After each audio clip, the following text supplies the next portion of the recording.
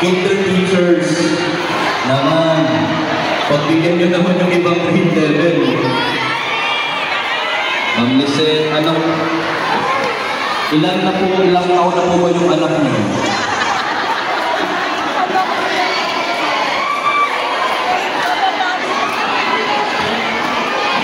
Bakit daw pwede photo per grade level?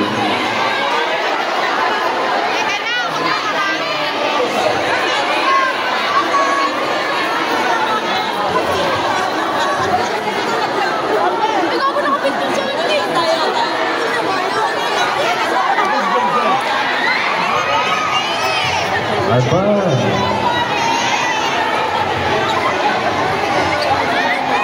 Maraming salamat po muli, Honorable Isko Moreno, sa inyong pagpunta at paglaan ng oras kasama si Miss Lee at Biensa at ang kanyang mga kasama. Wala si Ormi, O hindi po makadaan ang ating bisita. May naghihintay pa po sa kanyang asawa at anak at apo. Padaanin po natin.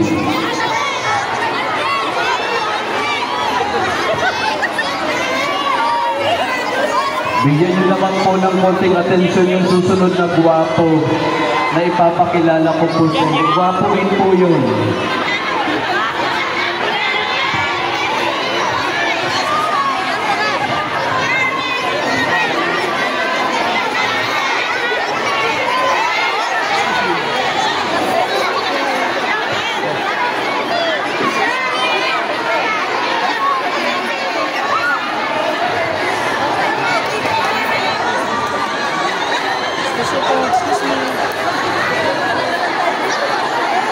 Nagkagulo na.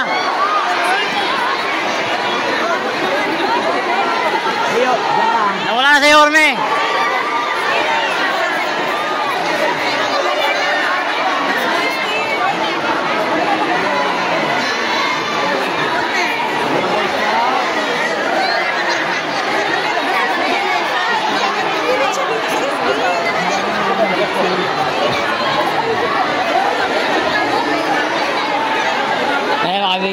Nagkagulo na. Nagkagulo na. Yun o.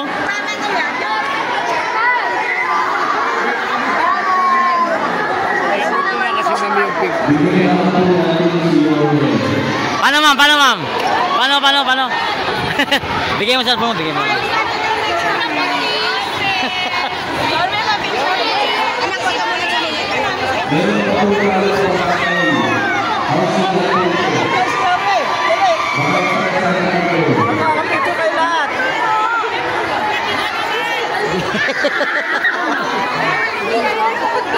Teacher po ng Padre Burgos yan, mga teacher ng Padre Burgos.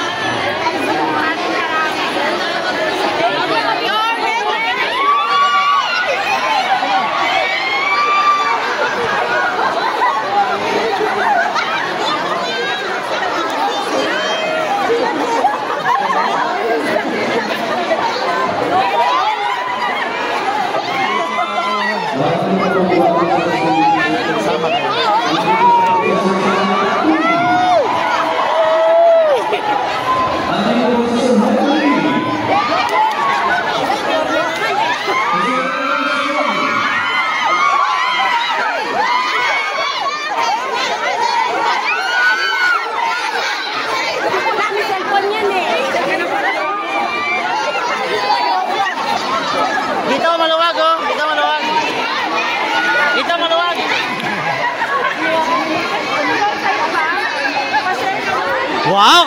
Kilig na si ma'am! Hi! Ano masabi sa Yorme?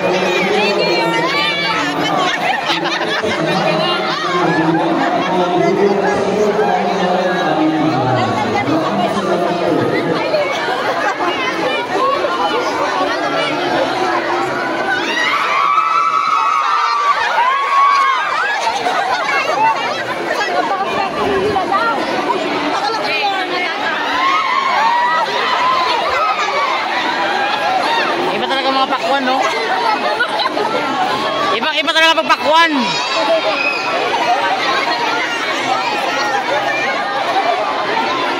Dito ko sa mga pakuan. Bakit gano'n yung mga pakuan? Yung mga sasakyan.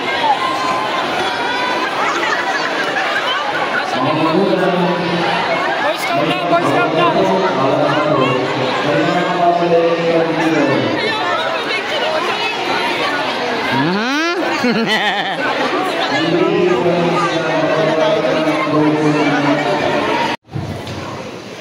Bigyan po natin at pasalubungan ng masigabong palakpakan, Miss G. Atienza.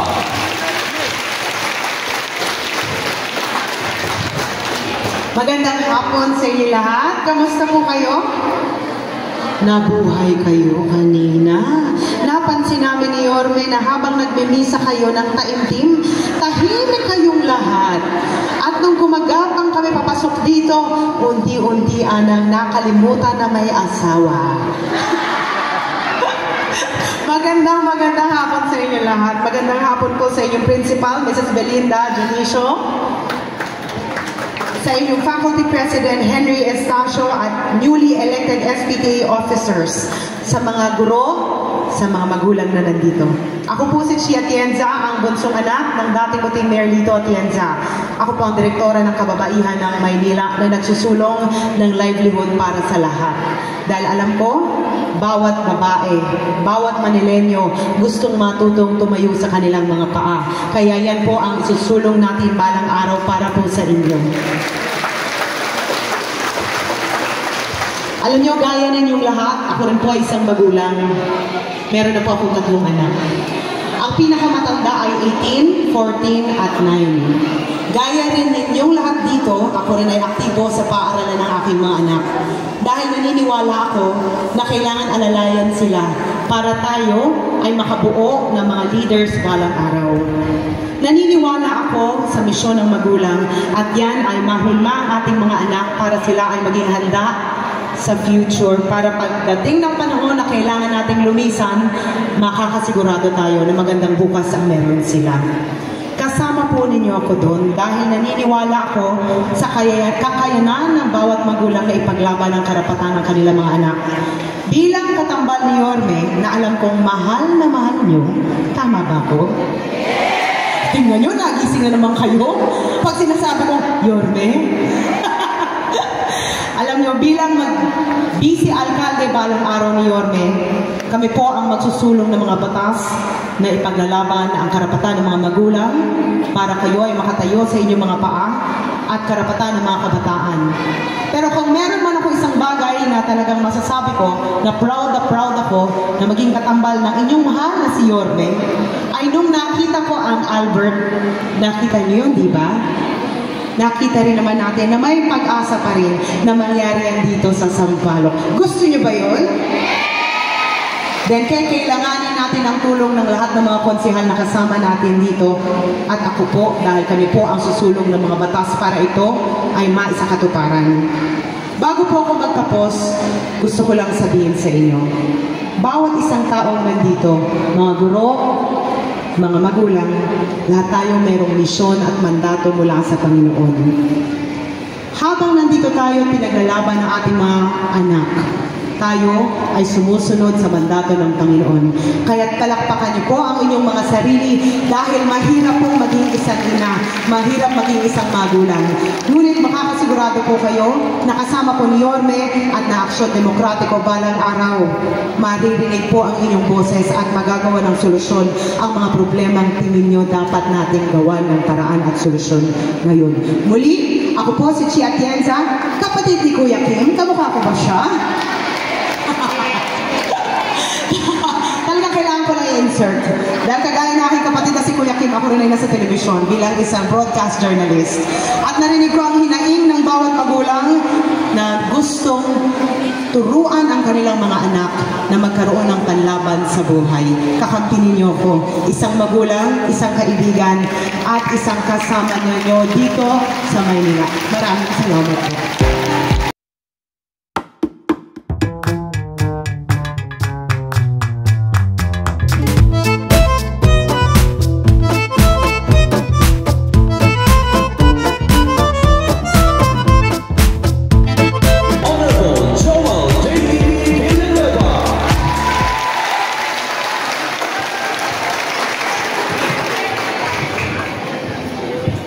Maraming salamat, Ted Pailon. Ay, Sir Rex. Talagang parang nakikinig ako ng radyo eh. Alam po ninyo, ayaw ko pong magsasalita nang sumusunod ako kay Yorme. Ayaw ko po. Kasi kapag nauna po si Yorme, nagtitilian, nagsisigawan, nagpapalakpakan. Eh baka hindi ko marinig yung ganun eh.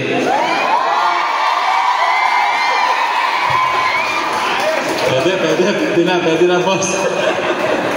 Siyempre, ang ating magiging Vice Mayor, Chia Chienza, yung mga kasamahan ko na maglilingkod sa konseho, sa mga guro, mga SPTA officers, magandang hapon po sa inyo lahat. Nakita ko yung teacher ko dati nung high school, nakaputi eh. Yorme, si Miss Cora Domingo. Teacher po namin ang misis ko yan nung high school kami. Yung misis ko po, alaga niya. Nung naliligaw po ako sa misis ko, ayaw niya po, kumukontra siya. Pero nung nakita niya, habang tumatagal, sabi niya, magandang lalaki pala itong si JTV naman. Ma'am, baka maging congressman to estudyante ninyo. Marami tayong ipapaayos dito sa Padre Burgos Elementary School. Alam po ninyo, sa dinami-dami ng posisyon na na-elect ko sa fraternity, sa barangay, sa konseho, ang pinaka-inaayawan kong ma-elect ako, maging SPTA officer. Totoo po yun. Eh bakit ko naman a-acceptin na maging SPTA officer ako? Unang-una, walang sahod. Maraming intriga. Ang daming trabaho. Eh may problema na nga sa bahay. O problemahin mo pa yung napakaraming estudyante. Pero kaya po, nung ako'y naging konsihal, naisip ko, sabi ko, tuwing meron lang patimpala, lagi na lang pinaparangalan. Eskwelahan, congratulations. Padre Burgos, congratulations. Moises Salvador, congratulations. Ligarda. Lagi nang ganun parangal sa mga guro, sa ating punong guro. Naisip ko, sabi ko, bakit kaya hindi ko bigyan ng sariling activity itong mga SPTA? Kaya nung panahon ni Yorme, bago magka-COVID, sinimulan ko yung first JTV SPTA Zumba Dance Competition. Very successful. Nakailang season na tayo. Eh, biruin ninyo itong Padre Burgos nung nakaraang kompetisyon. Ayaw sumali, sabi ni Presidente Josan. Pare, kumari ko po yan eh. Hindi kami sasali, ang hirap. Yayain ng mga magulang at saka teachers, magastos. Arkila kami ng Zumba instructor. Wala kaming venue. Eh, hindi na kami sasali, sabi ko sumali kayo. Ang laki ng populasyon ninyo, malaki ang chance na mag-champion kayo. Sa kakapilit ko, ang presidente pa nun, si Manny, ayaw din ni Manny. Ano ba yung problema? Sumali kayo. Ako nang hahanap ng venue. Ako nang magbabayad ng instructor ninyo. Sumali kayo. In other words, napasali ho. Eh, biruin ninyo nung 4th JTV SPTA Zumba Dance Competition, ang naging kampiyon, Padre Burgos Elementary School. But wait, there's more. Nung nagkaroon ng labanan sa buong Maynila, sa lahat ng eskwelahan sa buong lungsod, hindi lang sa 4 nag-champion ng inyong eskwelahan, naging overall champion pa sa buong Maynila. Kaya may karangalan ang mga SPTA officers kahit sa maliit na kaparaanan natin ay nare-recognize kayo, pero hindi nyo namamalayan na pag-iisa ninyo ang mga magulang at mga guro sa pamamagitan ng pa-contest na yun.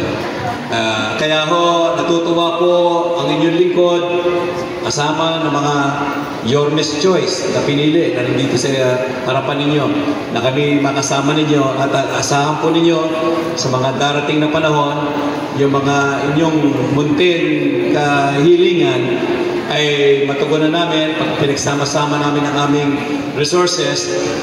Makasisiguro po kayo na kami po ay tutugon sa inyong mga panawagan. Yan. I would like to acknowledge ang ating SPTA President, nandiyan pala.